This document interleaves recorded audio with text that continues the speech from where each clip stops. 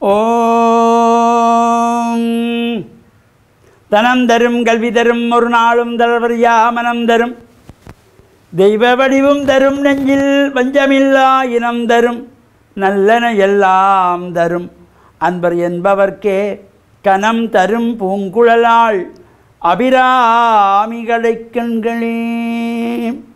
ஓம் நமச்சிவாய. மேன்மைகள் சைவ நீதி விளங்குக உலகமெல்லாம். நோயற்ற வாழ்வே குறைவற்ற செல்வம். அந்த நோய் நொடிகள் இல்லாத வாழ்வு இந்த உலக மக்கள் எல்லோரும் வாழ வேண்டும் என்று கலியுகத்தின் காந்தமல ஜோதியாகிய சபரிமலை சுவாமி ஐயப்பனுடைய திருவடிகளை சிறந்தாழ்த்தி டேன் தமிழொலி ஓம் தொலைக்காட்சி நேயர்கள் அனைவருக்கும் சர்வதேச இந்து மத குறிப்பிடம் அகில இலங்கை சபரிமலை ஸ்ரீ சாஸ்தாபுரத்தின் சார்பில் இனிய வணக்கங்களும் நல்லாசிகளும். என்றும் மங்களகரமான குரோதி வருஷம் பங்குனி மாதம் 10ஆம் நாள் 24/3/2025 திங்கட்கிழமை. இன்று மலர்ந்திருக்கின்ற இன்றைய பொழுதும் நம் எல்லோருடைய வாழ்விலும் எல்லா விதமான சிறப்புகளும் வெற்றிகளும் செல்வங்களும் கிடைக்க வேண்டும் என்று இறைவனை பிரார்த்தித்து இன்று சோம வாரம் என்று போற்றுகின்ற திங்கட்கிழமை. அதுவும் இந்த பங்குனி திங்கள் 2வது பங்குனி திங்கள். இந்த பங்குனி மாதத்திலே 4 திங்கட்கிழமைகள். சில வருடங்களிலே 5 திங்கட்கிழமை வரும். இம்முறை 4 திங்கட்கிழமைகள், 4 சோமவாரங்கள். இது பங்குனி திங்கள் என்று சிறப்பாக போற்றப்படுகின்றது. அம்பாள் வழிபாடுகள், குறிப்பாக கண்ணகி அம்பாள் பொங்கல் வழிபாடுகள், சிவன் ஆலயங்களிலே விசேஷமான பூஜைகள் வழிபாடுகள் செய்வதற்கு ஒரு சிறப்பு. அதேபோல் பைரவ பெருமானுக்கு மாரியம்பாளுக்கு பொங்கல் வழிபாடுகள் செய்வதற்கு ஒரு சிறப்பான நாள் இந்த பங்குனி திங்கள், பங்குனி சோமவாரம். அதேபோல் கார்த்திகை மாதத்திலும் வரும் இந்த திங்கட்கிழமைக்கு ஒரு சிறப்பு. கார்த்திகை திங்கள், கார்த்திகை சோமவாரம் என்று அது ஒரு சிறப்பான விரதம்.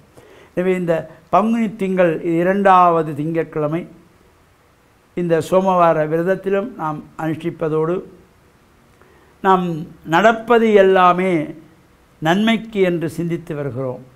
நேற்றைய தினம் நாம் அந்த மகாராஜா இவ்வாறு அவருக்கு வெற்றிலை பாக்கு போட வேண்டும். வழமையாக மந்திரி தான் பாக்கு வெட்டி கொடுப்பார். மந்திரியை சிறையிலே போட்டாச்சு.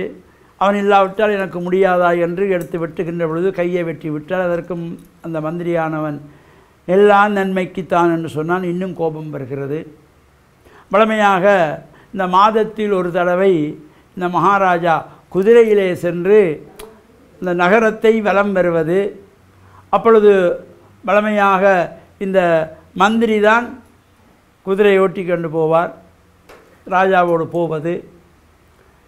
எனவே ராஜாவுக்கு போக வேண்டும் என்ற ஆசை வந்தது.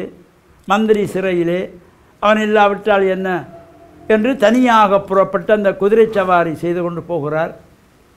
அவ்வாறு போகின்ற பொழுது அந்த குதிரை தடம் மாறி இடம் மாறி ஒரு வனத்துக்குள்ளே காட்டுக்குள்ளே போகிறது. இடம் தெரியாமல் போய்விட்டார். அங்கே அந்த காட்டுக்குள்ளே வனதேவதைகள் கும்பிடுகின்ற ஒரு வழக்கம்.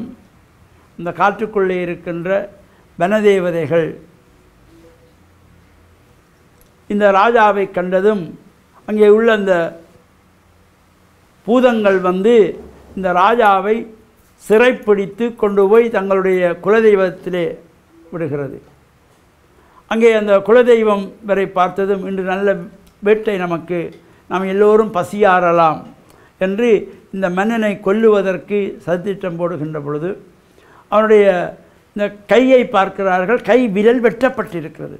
உடனே அந்த வனதேவதை சொல்லுகிறது, வேண்டாம், இவனை விட்டுவிடுங்கள், இவன் நாம் உண்ணுவதற்கு தகுதியற்றவன், இவன் வேண்டாம். ஏன் அவ்வாறு சொல்லுகிறீர்கள்? மகாராஜாவாச்சே, அவனுடைய விரல் வெட்டப்பட்டிருக்கிறது, அவன் அங்கஈனம் உள்ளவன், அங்கம் குறைந்ததை இங்கே வனதேவதைக்கு பலியாக கொடுத்து உண்ணக்கூடாது, எனவே இவனை விட்டுவிடுங்கள் என்றார்கள். உடனே அவன் தப்பினோம் பிழைத்த முன் அந்த மகாராஜா அரண்மனைக்கு ஓடி வருகிறான். வருகின்ற பொழுது அவனுடைய மனதிலே இந்த மந்திரி சொன்னானே, கை வெட்டப்பட்டதும் அதுவும் நல்லதுக்குத்தான் என்று நான் அவனை தவறாக எண்ணி சிறையிலே அடைத்து விட்டேனே, அரண்மனையிலே வந்து அந்த மந்திரி இடத்திலே நடந்தவற்றை சொல்லி மன்னிப்பு கேட்கிறார்.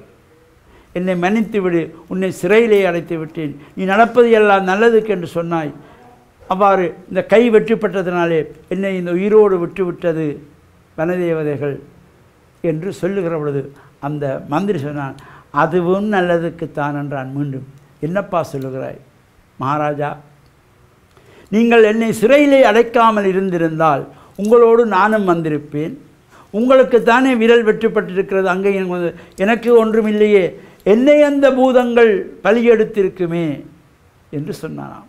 இந்த நடப்பது எல்லாமே ஏதோ ஒரு நன்மைக்கென்ற நல்ல சிந்தனை நம்முடைய உள்ளத்திலே வருகின்ற பொழுது, நல்ல எண்ணங்கள் வருகின்ற பொழுது நடப்பது எல்லாமே நல்லதாக அமைந்து வாழ்வில் உயர்வுகள் பெற்று பேரானந்த பெருவாழ்வு வாழ வேண்டும் என்று பிரார்த்தித்து, டான் தமிழொலி ஓம் தொலைக்காட்சி நேயர்கள் அனைவருக்கும் சர்வதேச இந்து மத குறிப்பிடம் அகில இலங்கை சபரிமலை ஸ்ரீ சாஸ்தாபீடத்தின் சார்பில் நல்ல ஆசிகளை கூறிக்கொள்வதில் மனமகிழ்வு கொள்கிறோம். வணக்கம்.